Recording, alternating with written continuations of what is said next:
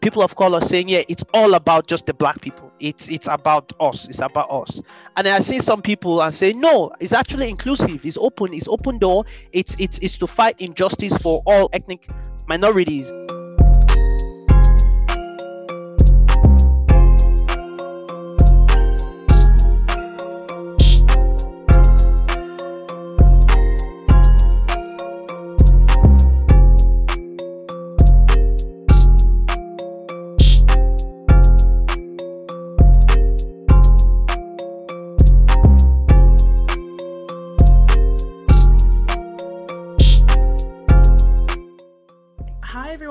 Welcome to the second episode of Gorm TV.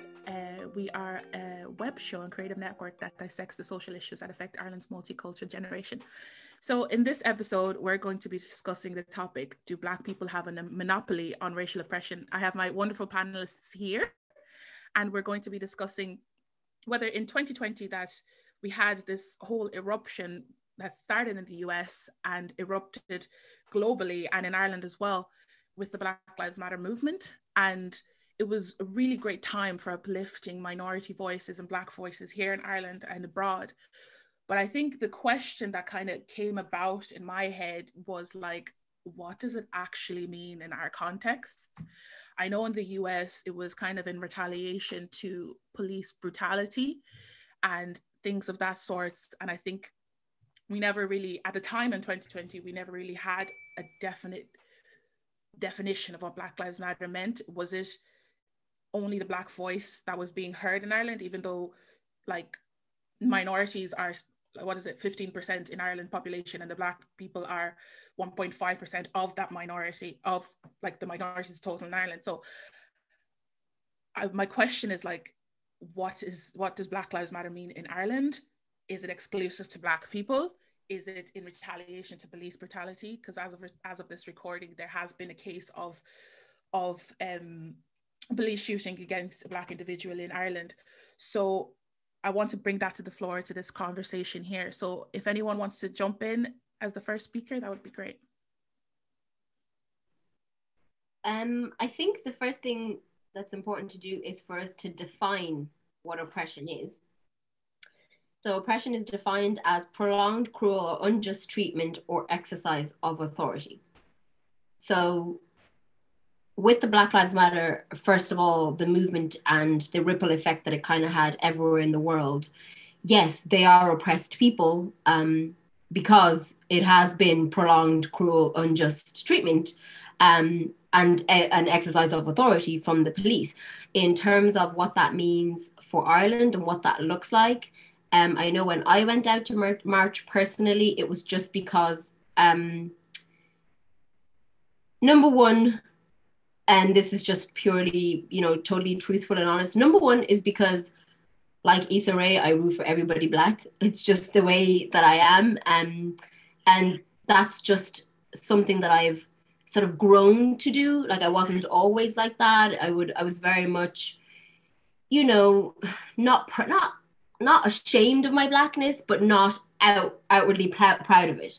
So it was important for me to go out to the streets, and also because I have an 8-year-old daughter who's biracial, for her to see me and obviously her father standing up for something that is right. It was the right thing to do, but I just feel like, I know when, George's tragic passing happened, I kind of went numb and I kind of just didn't want to read about it. I didn't want to read any comments. I didn't want to see any social media posts. I just blacked out. I didn't want to hear it, essentially because it was just a little bit too close to home. Which George is this? This is the Irish George. I'm not going to butcher his surname, but the Congolese George that we sadly lost, that I didn't want to hear about. But in the, going back to the question of what does Black Lives Matter, is that just for Black people? No, it's not just for Black people. I think it's a huge issue for everyone across all racial lines, because we are so vocal about the treatment that we have seen of our own people, whether that's in Africa, whether that's, with police brutality, whether that's just systemic racism, whether that's direct provision in Ireland. There's all these things that we see that seem to just affect Black people, but I don't think it's fair to say that we should have or have I guess, a monopoly on oppression. Okay, I understand that. Is there anyone that would like to add to that? I might just put in briefly. I completely understand what was just stated by Tobi. And I think when I was first considering the question, do Black people have a monopoly on oppression? I first had to think about what racial oppression was. And I think it was useful for someone to actually provide a definition of what oppression was. And I had to then think about Black Lives Matter and where it originated, which was the United States of America, and what racial oppression meant to people within America. And racial oppression in America is such a charged subject, a charged issue, that is a large part of the genetic makeup of the country in the United States of America. And earlier in 2020, we saw the explosion of the Black Lives Matter movement. And what we saw thereafter was it nearly spreading to different countries across the world. But what changed with BLM in America and when it reached Ireland was the articulation of racism and how racism affects Black people here in Ireland. And I think for a long time, there's been suppressed sentiments in the Black community here in Ireland when it comes to racism. We haven't been given a platform to talk about racism actively. In fact, for a while, when you did talk about racism, you're made out to be a paranoid individual who didn't know what you were talking about, because racism was something that did not exist here in Ireland. So the Black Lives Matter movement, when it reached Ireland, when it hit our shores, it translated itself in a different language, because the racial issues that we deal with are different to the ones that people in the United States of America dealt with. So our expression of BLM was different than the expression of BLM that people in America are known to express. But getting to the question, do Black people have a monopoly on racial oppression? So the first thing I kind of did when I thought about this was draw a dichotomy. For a monopoly to occur, economically speaking, it can happen naturally, it can happen inadvertently, or it can happen deliberately. Something can bring it about.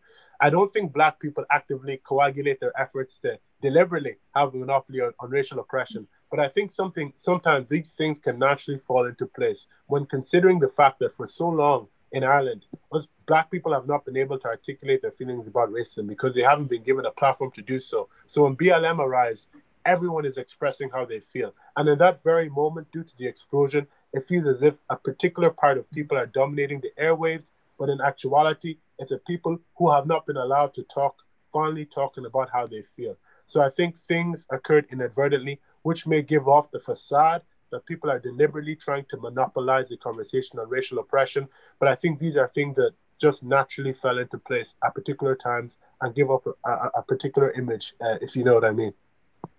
I totally understand. And I think at the time, and when was it, like June 2020, that it was just a time for I know myself that I was talking about it more with my friends that I'd have friends that they'd be like, oh, I never saw you as quote unquote Black. And it's like, what? And we were finally having those conversations with friends, with family, with colleagues about the Black experience or about the minority experience in Ireland. But I like to ask, due to this Black voice being put forward, is there a sentiment that other minority voices that do experience racism or do experience oppression in a sort of racial aspect, is there a sense that those voices are pushed back even though they're as important? What do you guys think?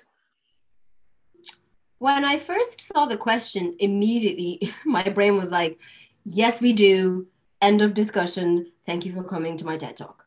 But obviously, you can't just go with straight emotion. There has to be logic. There has to be facts. And I know for me last year, funnily enough, it wasn't even so much our voices and our struggle. It was actually people who are disabled. And this is just strictly speaking just on 2020 and everything that unfolded. I felt that those voices weren't heard. And Inclusion Ireland actually came out and just mentioned how, a lot of the government plans didn't include people who were disabled and didn't take into account, even things like would, if I was deaf, would a sign language interpreter be available at testing centers? Like little things like that I felt that like they were so huge. They're obviously they're huge issues, but I didn't really hear anyone talking about it other than Inclusion Ireland on Instagram. And obviously the other pages that I would follow that would be, you know, for I suppose having open conversations in terms of able-bodied people and disabled people and the spaces that we occupy and how I guess oblivious of other people that we are. So I think for me last year, just even more than Black Lives Matter, or even just on par, it was, you know, people who are disabled. In the year that we had, I didn't really feel like their voices were heard or even thought out, or even any or you know, I don't know, and correct me if I'm wrong, I don't remember any campaigns, you know, encouraging us to sort of, you know, look out for each other in that sense. Do you know what I mean? There was obviously the sense of community and what have you, but there's obviously another layer if you are a disabled person, who obviously had very, very different struggles. Yeah, I could totally understand. I kind of do get where you're coming from. Indeed, do see that like certain aspects of society that have smaller voices in 2020, you can say that some of them weren't put to the forefront as much as others. I know, Sarah, you turned on your mic there as I was speaking. Were you about to say something? No, I was just going to add that I think one of my fears with regards to kind of the role of kind of looking at racism and so on, and how Black Lives Matters in the US context is different to here in Ireland, and exactly how Eric had highlighted with regards to, you know, it's got the conversation going here in Ireland. But my fear is that when it comes to racial oppression, we tend to, as, you know, just normal as humans, what's tangible, what you know, this kind of this is new. The words like microaggression is new to people. Understanding racism is new to people. So we can tend to go into the default of basically racism is linked to being black or white, and that's it. You know, and that is a major kind of fear of mine, because it's much more than, you know, being just black or white, you know, and the conversations have to kind of expand out. For example, there's this, you know, narrative where, you know, people in the direct provision are just, you know, people who've come from Africa, they're in the direct provision and seeking asylum. That's not necessarily the case. And my biggest fear out of this, then, this creates then, instead of allyship with each other, it sends off a division, because it starts to become, you know, survival of the fittest, because, you know, I need to get my voice heard and I need to get my voice heard. So then we start to kind of clash, and there's culture clashes. And that's one of my kind of, every time when I see things in the media come up, or when I see conversations being had, I genuinely get heart palpitations, because I'm kind of like, oh God, where is this going? I hope people realize that we're in this together, and this idea of being together means that we all suffer discrimination and racism, and at different levels. And I acknowledge that as a person of color, I receive a different form of racism than my friends who are black, you know, and I acknowledge that. But it is important to be able to have that discussion, and not allow the narrative to see it as what's tangible, what can I touch, what can I see? Oh, black and white, and that's it, you know, that way. And it's kind of scary for people like myself, you know, who are, let's say, in the gray in terms of, you know, I'm half, you know, Western and half Arab, and where do I, you know, fit? Like, you know, people. I remember a black friend of mine, she kind of, when I told her, you know, I for a long time used to straighten my hair because, you know, I found it hard to accept my curls. And she kind of looked at me, you know, and she's seen my curls as being a different form of curls to her hair, you know, texture and her curls. And, you know, so it was just having that conversation with her. She also seen a different side to me, that of my insecurities and fears because of what I have endured growing up, you know, and hiding, well, not trying to hide, but trying to kind of minimize my difference among my friends, you know, and I think that's the kind of road I'm afraid that we go down, rather than embracing our differences, that we kind of, you know, end up battling against each other. And I don't want that to ever happen. And I think that's a fear of mine. I totally understand where you're coming from and totally kind of agree in that sense. Like, I know in psychology, what it's called was it horizontal hostility, I think it's called, where people at the bottom of the hierarchy, let's say, they start fighting each other when the actual fact is they should be looking together at the top of the hierarchy and looking at the systems that are like oppressing them. But what we tend to do is like we see each other at our level and be like, but you don't have what I have, and I haven't have what you have, and then start fighting amongst each other when the actual fact is we should be looking at the people who are in power and starting to see, okay, how can we change these sort of hierarchies and address this systemic issues that's happening. So definitely I agree with you on that in those terms. Tiziana, you wanted to say something? I was thinking about how to address this question, I guess, because for me, I'm not Irish, I'm Italian. I'm not Black, but I have lots of Black friends, and I consider myself an ally to, Black people. And I think, as Sarah said, and you, Mamobo, I think, we should try and, stick together rather than having minorities opposed against each other. And my feeling is that, I had a lot of, I had some similar experiences, I guess, so for example, I know that there was a report about Black people having problems when we're looking for a job. We're often discriminated against, for example, because of their race. And that's something that I experienced in part myself because, I'm not Irish, so maybe it's difficult to prove, but in some cases, for some jobs, maybe hiring managers prefer Irish people. But then, I guess I was really delighted with the Black Lives Matter movement last year because I think it really gave people the chance to speak up. And also, I think in general that Black people in the US and in Ireland, they have experienced a lot of oppression and racism. And so it's the movement has given people the chance to speak up, and hopefully it will be, long-lived.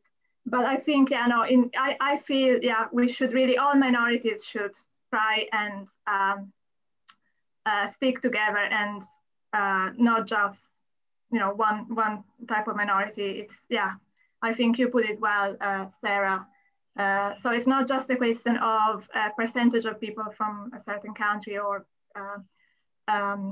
with a certain skin color. It's minorities in general, and it's not just about where you're from. It's more subtle.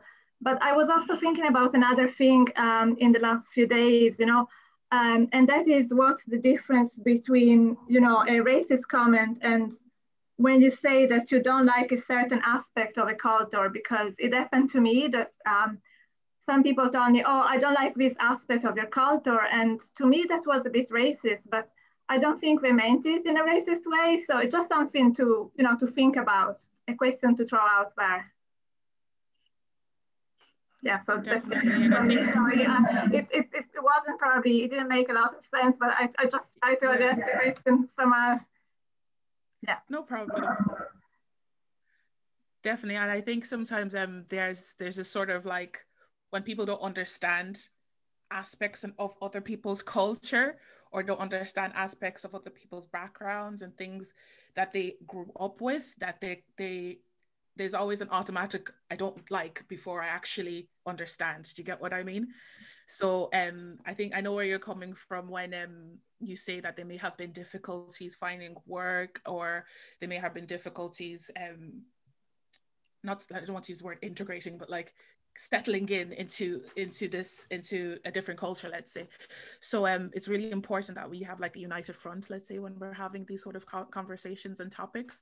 So I'd like to just move on to like Tobi. I know you joined in there. We're just discussing the question, the topic of today. But Shane, Tobi, do you have anything to add?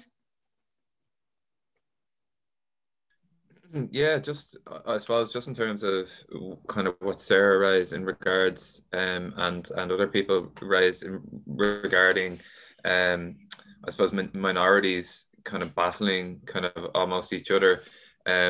that is another fear of mine. And I think like most of the negative reactions that I've gotten when I've tried to highlight racial inequality on my social media platforms or just through conversations, the negative reactions have generally come from those within minority groups, whether it's I had someone that was Eastern European that kind of attacked me for something that I shared, someone with a disability and with a physical disability that kind of attacked me, saying like, you know, the attack on George and Ken show was not racist, and I pointed out all the different examples where an Irish person has done the exact same thing and completely gotten away with it in where there was less resources available. And even just like white Irish people as well, being aggressive towards me that are from poorer or less affluent backgrounds, who I suppose don't see themselves as privileged because they don't come from a privileged society within Ireland. They don't see the benefits of the, you know, of the skin color that they have, and therefore don't see the different kind of racial inequalities that exist. So yeah, my kind of fear, I suppose, is around that area. And I think there's also kind of I guess there's a bit of a misunderstanding around what Black Lives Matter really means as well. A lot of people probably don't see it as an inclusive kind of a movement, and a lot of people see it as only Black or only African.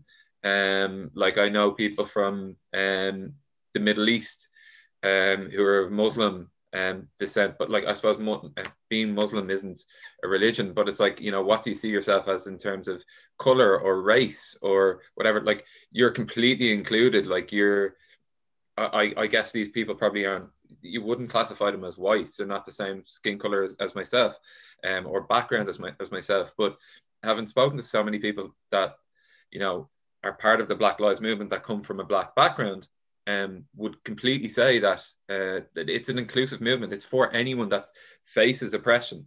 Everyone's part of this, and I think we need to do a better job at communicating that. Certainly.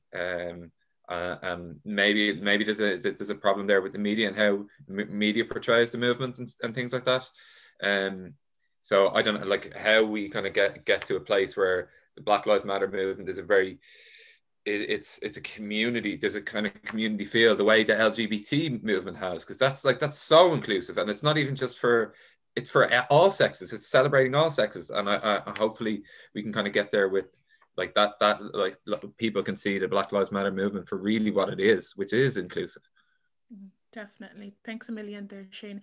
And I do think that when you said about the media, not the media's role in this sort of kind of thing, I feel like the media is kind of pushing this like it's only a Black sort of agenda kind of thing, where the actual fact is the Black Lives Matter movement here in Ireland, in our specific context, is inclusive of people of any background has faced racial oppression in this country or in different fields of their life in Ireland. So I definitely agree with you on those terms. So Toby, do you have anything to add relating this topic?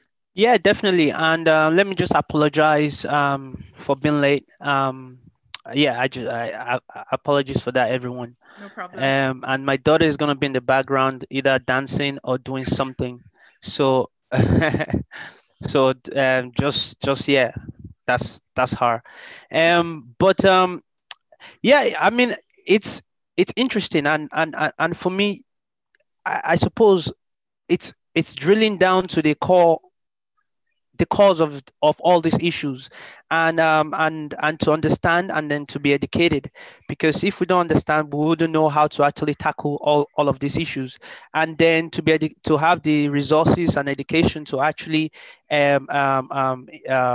properly and adequately address those issues. So for me, on this topic particularly, I can see it in few stems.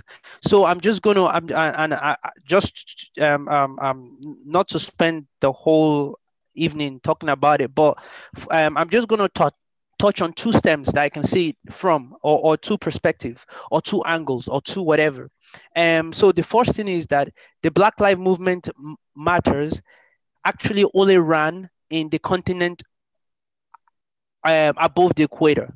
So Black Lives Movement stopped when you're going into the Arab countries, when you're going into the African countries, because for them it's a whole lot of issues that actually it's precedence over the Black Lives Matter. Unfortunately, just like for example, now I'm from Nigeria, and I have a lot of families that is spread out in the African continent and in the South American continent as well. And I still have a very good dialogue with them, because I want to know, I want to see from them, from their perspective, because we can easily start viewing the world from just a single perspective. And there's a book called A Danger of a Single Story by an African lady, Ngozi, no, I can't remember a name, but it's called A Danger of a Single Story. And she's a black from Nigerian, from the Igbo tribe author, and yeah, I think so, yeah. Yes. So reading that book, and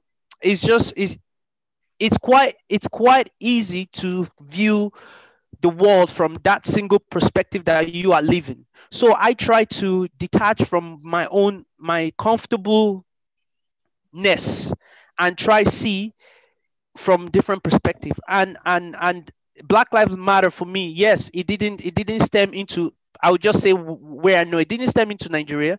You understand? Because black on black people are killing themselves in Africa. Black on black crime, you understand? So and for me, it makes me balance. It make me balance in my approach and in my point of view. So all right. So the reason why I'm touching on that is because ethnic manner. So Black Lives Matters movement. Yes, I've heard black people, people of color saying, yeah, it's all about just the black people. It's about us. It's about us. And I see some people and say, no, it's actually inclusive. It's open door. It's to fight injustice for all ethnic ethnic minorities in this hemisphere. So and then again, there's a tug of war there, and then now that shift the focus, rather than, like Mamobo said, rather than the focus being directed and the energy directed to the hierarchy, it's directed in between these ethnic minorities, and honest and I think that's, and once ethnic minorities start doing that between themselves, the people causing the main issues or the organization or whatever wants that to keep happening. They do not want that unification between ethnic minorities. I mean, Senzu, Art of War, divide and conquer. You understand? So once there's division, you can begin to conquer. I mean, and that's the tactics they've been using, and furthermore. So, for example, now, so that's on a racial human level. Now let's go on a social economical level. So I'm in the arts world, right? I'm in the arts, and I do a lot of petitioning and then funding to get funding and things like that. And there's only a small pot of money there for artists, right? And then there's a lot of artists that are going to get that pot of money, right? So what happens between those artists is that they start backstabbing or putting stuff on the way of the others, so that they can be the force to get that pot of money. So and that example happened. That naturally, that's what happens when there's a small quantity amount of resources. Even though there's a lot, the power be release that small quantity amount of resources so that there cannot be unity and unification. And so far they're kind of doing they're kind of doing a good job of it. But and as and as our resources, so now if you didn't hear, water is now on the stock exchange market, so you can actually buy water now. Just like, or yeah, because that resources in the next 50 years, even less, will be in danger of that. Oil, obviously, and all these natural resources, and now people are fighting, so and I'm just talking on the economical and capitalism point of view, that this has all of these issues, all of this from the human, as stems right down to the way of life. It's literally a way of life. um and yeah, and I suppose I am not, I am just stating, I'm not making a conclusion, Yeah. or you understand, so I'm just stating, and and observing, and seeing from different angles and different lenses, so yeah. Definitely. I understand. I totally understand where you're coming from, and the both perspectives that you've put forward kind of highlights this kind of, when we're looking at this sort of hierarchy, let's say, and the ethnic minorities in sort of the racial stance is in the bottom. Mm-hmm.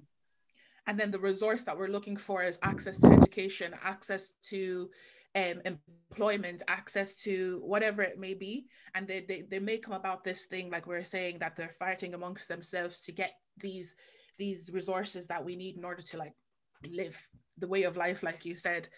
So rather than looking at the top, looking at, okay, why is this happening on the top of the hierarchy? People in power, people that make the laws, people that do all these things.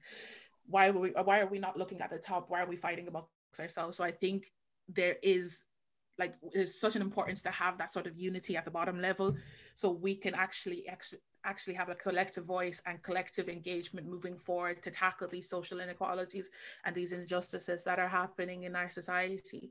So guys, I think we've had like a really great conversation. Does anyone have any like final points that they want to add to the conversation or to the topic point? I was going to say something very brief. First and foremost, I really respect the kind of perspective that was ushered into the conversation regarding the unification of all people to fight the bigger issues that affect us all. I think it's something that we here in Ireland really need to bear in mind going forward, because you mentioned America earlier. And as I stated in my kind of opening statement, in America, race is such a charged and heated topic. It's literally a part of the genetic identity of America. That's what I like to say. So much so that I think America is at an irrevocable stage where it can never back up from being at a place where race is an important topic in America, where it will always be a paramount feature of the nation and a consideration within the nation. But here in Ireland, we're not there. But we are at somewhat of a crossroads where we can decide how we want to proceed. So I think we need great people like everyone in this panel to step up and be pioneers in the conversation about race and inclusivity and unity, and to understand that the Ireland that we want is one in which people are unified to fight the bigger issues that systemically affect us all, rather than engaging in a process of natural selection to try and fizzle each other out to get there first and have our voices be heard. So I think we really need to choose the approach we want to take wisely in how we progress from this stage, and hopefully evolve into an Ireland that is good for everyone and does not regard race as something that ascribes you with a lot of significance, but sees everyone as one and unified and fighting issues together that affect us all. Because once you take that approach, as Sarah said, one issue that affects one human is an issue that affects all humans. If it affects you because of your class, it affects all of us. If it affects you because of your race, it affects all of us. So I think this humanist approach is the approach that we need to take here in Ireland, because it's best for everybody. Thank you. No problem. Thanks. I was just going to say, just to Sarah's point, it is all about intersectionality, in the sense that obviously we're all oppressed to some degree. Whether it's because you're a woman, whether it's because of your sexual preferences, whether it's because you're a person of color, whether it's because you're disabled, we're all oppressed to some degree. I know for me and from my close-knit group of Black friends, again, it's not just a Black issue, but I know from my Black friends, it has very much felt like, see, like do you see this thing that we've been telling you is a thing, and you told us that it didn't exist and only existed in our mind? And, you know, like, see, now you see it, right? So we're right there now. So I think now, I do think in a way 2020 was possibly the greatest year in terms of being a catalyst for change, because now it just means that you don't get to be, you know, oblivious to your privilege. Like every, you know, protagonist has an antagonist. If I can feel my blackness when I step out in certain spaces, then you should be able to feel your privilege. And with that being said, we are at that point now where, and I have openly said this to my friends, silent allyship is not allyship. If you're going to be quiet about my struggles, not just my struggle, anybody's struggles, whether it's a religious issue, a sexuality issue, whatever the issue is, if you're going to be quiet about it and then in the background tell me how much you see my point and we're right here, I don't want it. So it has to be very much, we all individually, I guess what I'm trying to say is, have to take responsibility to have these conversations. Call out, whether it's your coworker, whether it's your uncle, whether it's your granny who's from a different time. Like, we're not doing this anymore. It's 2021. You know, everybody should have a fair chance to essentially give themselves the best possible chance at life. So if you hear these comments, and just to touch on a teeny tiny thing with the media, because that is a whole other issue, particularly the reporting of George, and I think that might have just been what pushed me over the edge, because it was almost very much a case of, oh, so this is how they report things in America when it happens. I guess we'll go with that here. And I think it's so, so important that we as a society in Ireland together say that we are not going to stand for this. Because if we look at our, you know, UK counterparts, which is where we would usually normally look for change and whatever, we kind of tend to follow them closely with decisions. If we look at them and their track record with, I suppose, policing people of color, it's not as bad as in America, but it's not great either. But it started somewhere. There was one death that happened, and then nothing, you know, there wasn't this uproar. There wasn't this, oh, we need a full and thorough, clear, transparent investigation to make sure that whatever decisions were made with color not even being, you know, a factor. So just to touch on the media, I think that's what pushed me over the edge. The reporting was horrendous, and there is a certain responsibility, I guess, at a personal level, to make sure that what you're consuming is good for you, essentially. Because for a long time myself, when I was in my early 20s, I was an avid reader of the Daily Mail. Avid. I'm not ashamed to say it. I should be, but I'm not. I'm an avid reader of the Daily Mail, and well, you know what their reporting is like. It is very much divisive. It is very much what everybody has said.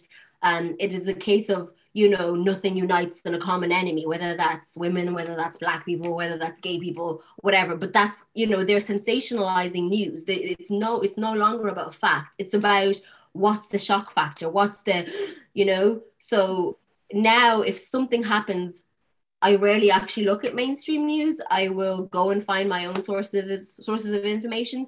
So I think, to summarize, we just all have to look after each other. And I know it sounds easier said than done, but it's really not that difficult.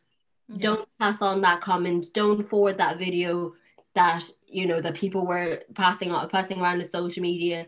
Just be better. Definitely. Work on yourself daily.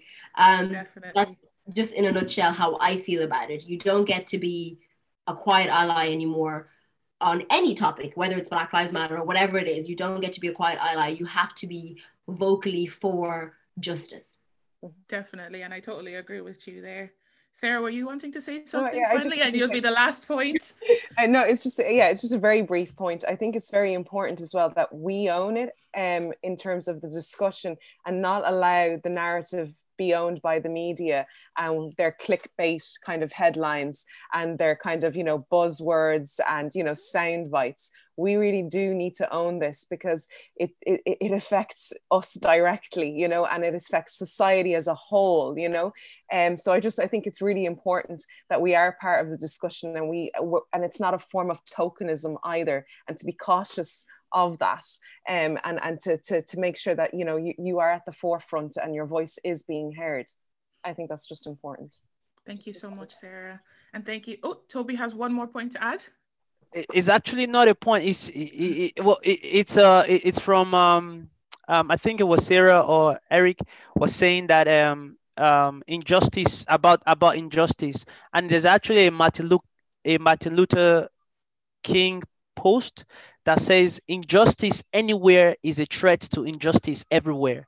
We are caught in an inescapable network of mutually tried in a single garment of destiny. Whatever affect one directly affect all indirectly.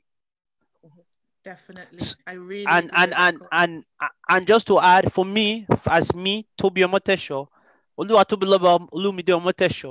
I am a human first. So forget color, forget whatever, forget social. I am a human first. And I belong to the human race. And I think and we have to change that narrative in our own minds. You know, what are you? So I am a human first, and I think that's it's about conditioning the mind to be in a certain place, then you begin to act from that place. Definitely. And I think I'm going to close there. Thank you so much, Toby. And thanks everyone for contributing to this conversation. I think this conversation is just very long overdue in our society, particularly with people of our age and below. Just having conversations that actually really matter, and having conversations with people from different backgrounds, different culture backgrounds, different ways of seeing the world. And it's important to talk about these kind of topics in order to move forward in our society. So thank you so much to everyone that had the conversation. Thanks for watching. So what do you think? Do you think certain people have a monopoly on oppression? Or do you think the conversation could be brought wider in our community? We'd love to hear your thoughts down below in the comments. And do like and subscribe if you enjoyed the video.